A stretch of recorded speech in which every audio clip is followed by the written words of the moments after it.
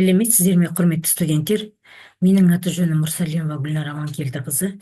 Мен кино тарихы мен теориясы кафедрасының доценті. Біз бүгін сіздермен әлем киносы тарихы пәні бойынша фестиваль заманауи кино үдерістің әлеуметтік мәдени құбылысы ретінде деген тақырыпта курсымызды бастаймыз. Сіздермен курсты қазір біздің презентациямыз бар. Мен ашып, презентация бойынша сіздерге осы тақырыпты түсіндірсем деймін. Жалпы сабақтың тақырыбы кинофестиваль заманауи кино үдерістің әлеуметтік мәдени құбылысы ретінде. Сабақтың мақсаты қазіргі таңдағы кинопроцесте кинофестивальді мәдени, әлеуметтік феномен ретінде қарастыру. Әрине, кинофестиваль дегенімізде кино өнері туындыларының фестивалі деп түсінеміз. Жалпы кинофестиваль өнер, әлеуметтік мәдени қызметтің бір түрі. Фестиваль өнер туындыларын жасау процесінің нәтижелерін ұсыну. Сондай-ақ кинофестиваль өнерді және біртұтас көркемдік процесті дамытуға мүмкіндік береді. Тақырып бойынша жоспарланған оқу нәтижелері бұл кинофестиваль қозғалысының қазіргі процесін және жаһандану мәселелерін талдау. Жалпы бұл фестиваль туралы дегенде, фестиваль дегеніміз не? Латын тілінен шыққанда бұл терминді көңілді, мереке, ағылшын және француз тілдерінен шыққан фестиваль сөзі. Бұл сөзбе-сөз аударғанда мереке дегенді білдіреді. Қазіргі уақытта әрине бұл тұжырымдаманың көптеген анықтамалары бар. Сонымен қатар фестивальдардың әртүрлі жіктеулері де бар. Универсалды, яғни әмбебап, мамандандырылған, монографиялық, тақырыптық, шағын түрде мамандандырылған болып бөлініп келеді. Фестиваль бұл өнер түрлері бойынша фестивальдар, кинофестиваль, театр фестивалі, балет фестивалі, кітап фестивалі, джаз фестивалі, халық өнер фестивалі және тағы да басқада болып жіктеледі. Кинофестиваль бұл кино өнер туындыларының фестивалі. Біздің қазіргі сабақта қарастырайық деген фестиваліміз бұл кинофестиваль. Яғни кинофестиваль әдетте көптеген фильмдердің көпшілікке көрсетілуімен және олардың авторларының келуімен бірге жүреді. Көптеген фестивальдар барысында фильмдер байқауы өткізіліп, нәтижесінде жүлделер табысталады.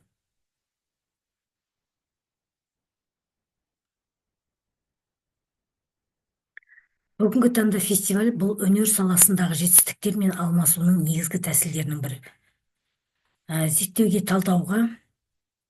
Тәсілдерінің бірі зерттеуге және талдауға лайықты заманауи мәдениет феномені. Фестивальдар өткізу әлеуметтік мәдени процестерді, оның ішінде бос уақытты, көркем шығармашылықты, туризмді және тағы басқада ынталандыруға ықпал ететін міндеттерді шектеуге көмектеседі. Фестиваль форматтар арқылы ұлтаралық және мемлекетаралық шекаралар жойылады. Қарым-қатынастар арқылы тілі дамиды. Бұл жаңа білім алу процесіне көптеген едәуір септігін тигізеді. Бүгінгі таңда фестиваль бұл өнер саласындағы жетістіктермен алмасудың негізгі тәсілдерінің бірі.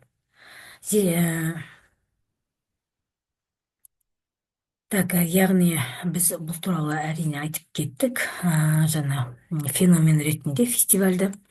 Енді негізгі бүгінгі таңда фестиваль бұл кинематограф пайда болғаннан бері фильмдерді сапалы бағалау және түсірілім тобының жекелеген мүшелерінің жұмысы туралы сұрақтар туындады. Кинофильмнің табысының объективті көрсеткіштерінің бірі кинопрокаттан кассалық алымдар. Билеттерді сатып алу арқылы көрермендердің дауыс беруі. Фильмнің сапасын сөзсіз бағалау болады. Бірақ бұл көрсеткіштің жалғыз өзін ғана санау қателік болар еді. Өйткені барлық фильмдер бастапқыда әртүрлі жағдайда болады.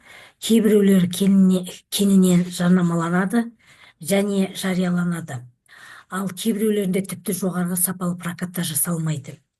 кейбір фильмдер жұлдыздардың аттарымен жарқырайды. Сондай-ақ кинематографияда енді ғана бастаған режиссер жұлдызды актерді шақыруы мүмкіндігі де болмауы мүмкін. Фильмнің қаржылық көрсеткіштеріне әсер ететін бірқатар психологиялық факторлар да бар. Сонымен қатар барлық елдерде прокат шарттары әртүрлі. Сондықтан әртүрлі елдерде фильм жинауды салыстыру қиын болуы мүмкін. Фильмнің танымалдылығына ұлттық және мәдени ерекшеліктер де әсер етуі мүмкін екені анық. Сонымен қатар фильмнің прокатын жинау жалпы сәттілігін бағалай алуы мүмкін. Осы тұста фильмнің жеке топ мүшелерінің үлесі бағаланар еді.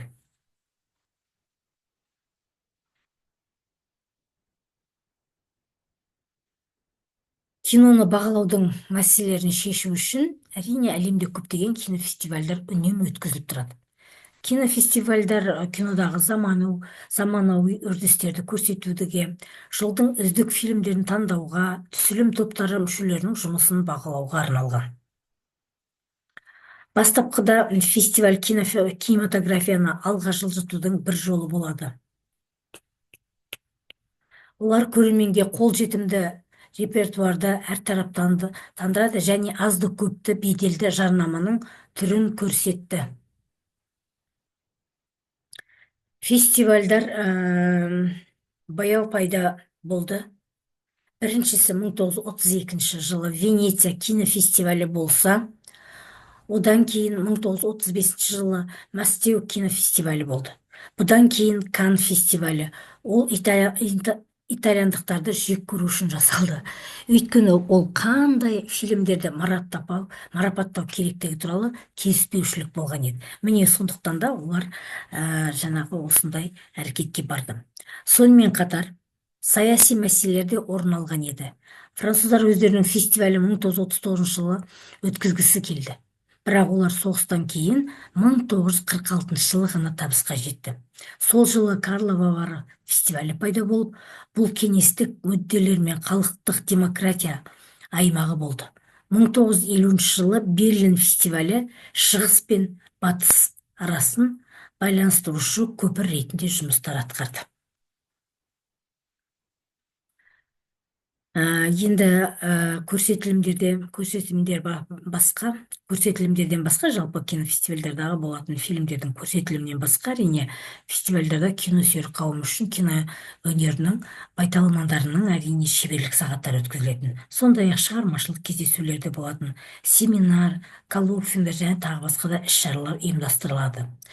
Бұл әрине шеберлік сағаттар, бұл жалпы кинофестивальдағы бұл әртүрлі шығармашылық адамдардың шығармашылық кездесулер өткізілуде, бұл өте фестиваль үшін өте құнды нәрсе. Өйткені біз кинофестивальда білеміз, жалпы ең басты мәселе бұл негізгі кинофестивальдің берері бұл коммуникация. Бұл жерде адамдардың бір-бірімен тәжірибе алмасу, бір-бірімен танысу, бұл жерде үлкен тілдің де үлкен рөлі ойнайды. Жалпы бұл ірі кинофестивальдерге кино нарығы да кіреді. Онда кино студиялар дистрибьюторларға жаңа өнімдер ұсынады, ал олар оны тиісінше кинопрокат үшін сатып алады. Кинофестиваль бұл қарапайым көрермендер де, кәсіби көрермендер де жаңа есімдерді табуына, киноның жаңа тенденцияларын бақылауға мүмкіндік береді. Кинопремиялардың, мысалы Оскар, кинофестивальдердің айырмашылығы, жалпы кинофестивальдан Оскардың айырмашылығы бұларда номинацияланған фильмдерді көпшілікке көрсетумен айналысады. Бірақ бұл жерде олар фильм көрсетпейді, тек қана жаңағы номинация бойынша марапаттайды. Бірақ екеуінің міндеттері бірдей. Әрине бірде-бір кинофестиваль өз бағалауында объективтікті талап ете алмайды. Кинофестивальдардағы фильмдерді бағалау тек субъективті тұрғыдан жүреді, бірақ фестивальдар өте көп, және әр фестиваль уақыт өте келе өзінің ерекше беделіне ие болады. Кинофестивальдарда ерекше көтермелейтін немесе көтермелемейтін кино өнерінің бағыттары ерекшеленеді. Сондай-ақ жанрлық кинофестивальдер де бар. Ә, Яғни осылайша өз жанры немесе стилистикалық қалауы бар кино көрерменнің әрқашан өзінің кинофестивалін табуға және оның нәтижелері бойынша ағымдағы жылдың фильмдерін шарлауға, фильмдерін көруге мүмкіндігі болады. Бүгінгі таңда сондай-ақ біз білеміз, кинофестивальдарда А, В классы деп бөлінеді, бірақ бүгінгі таңда бұл А классы, В классы деген алынып тасталды. Дегенмен де жалпы бұл В класс, А классы, В классы деген нені білдіретінін мен сіздерге қысқаша айтып өтейін. Бүгінгі таңда А классындағы халықаралық кинофестивальдардың әрине бүгінгі таңда болғанда әлі де бар тізімі бұрынғы атау бойынша. Жаңа фильмдердің премьерасы тек біреуінде ғана өтуі керек, содан кейін оларды басқа көрмелерде көрсетуге болмайды. Аккредитация алу үшін кинофестиваль белгілі бір шарттарға сай болу керек. Жыл сайын бұл жыл сайын өткізілу керек және халықаралық болу керек. Конкурсқа бұрын басқа фестивальдерде болған фильмдер қатыса алмайды. Бір елде осындай бір ғана фестиваль өткізілуі мүмкін. Халықаралық кинопродюсерлер қауымдастығының федерациясы А классындағы фестивальдердің тізімін бекітеді. Оған 3 кинофестиваль Кан, Берлинале, Венеция қарайды. Бірақ осы негізгі А классындағы кинофестивальдердің қатарында Москвалық кинофестивальда жатқан болатын. Бірақ ол кейінгі уақытта талаптарды орындамағандықтан бұл тізімнің қатарына шығарылып қалды. Халықаралық кинопродюсерлер қауымдастығының федерациясының мөрі фестивальдің сенімділігі үшін қажет. Бұл фестиваль белгілі бір ережелерді сақтайды. Фильмдер продюсерлермен келісіліп бірнеше рет келісіліп алады. Бірнеше рет көрсетілу деген болмайды. Негізгі байқауда кемінде 12 фильм бар. Барлық картиналар міндетті түрде елдің тілінде ағылшын субтитрімен көрсетіледі. Жалпы мұндай іс-шараны өткізудің қатаң шарттары бар. Фестивальді ұлттық продюсерлік қауымдастық қолдауы керек. Сонымен қатар бұндай жоғарғы деңгейдегі елде бұл фестиваль тек біреу ғана болу мүмкін. Даже мүмкін емес, ол солай болу керек. Бір ғана фестиваль, бір елде бір ғана фестиваль болады А классындағы. Әрине, А классындағы фестивальдар әрқашан халықаралық болу керек екенін тағы да атап өткіміз келеді. Содан кейін 5 фестивальдан тұратын топ келеді. Мәскеуде, Карлова Вара, Чехия, Сан-Себастьяно, Испания, Лакарнада, Швейцария және Монреалда, Канада. Сонымен бүгінгі таңда 15 халықаралық конкурстық фестиваль бар.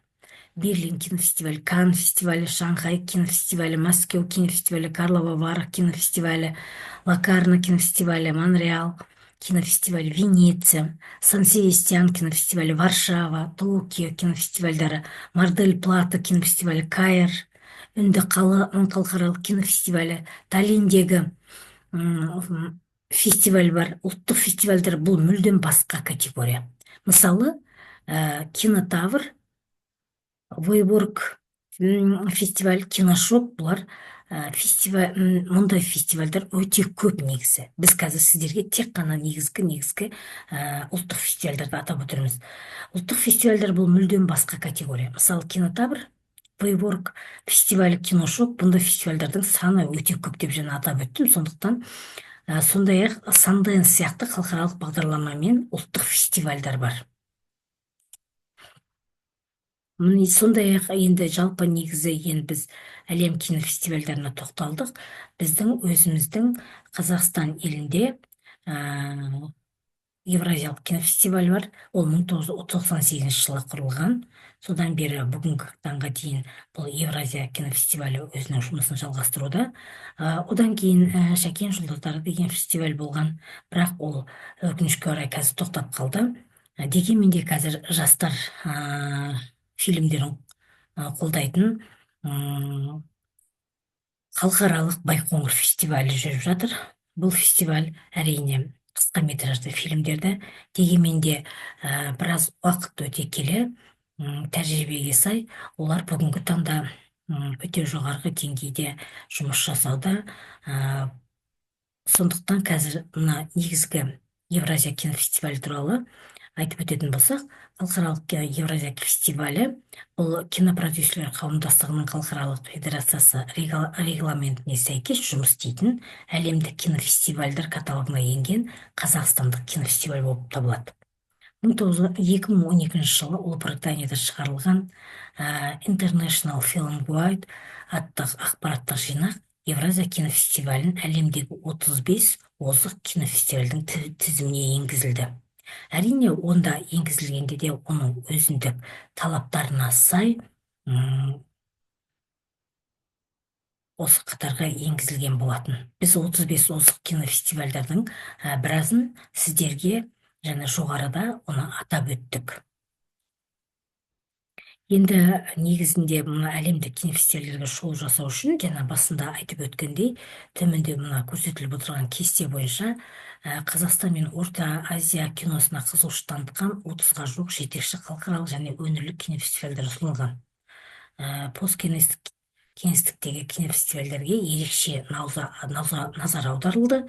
Міне сондықтан да ерекше осы жерде міне орталық Азия бойынша жеке қысқа метражды кинофестивальға арналған фестивальдардың тізімдері көрсетілген.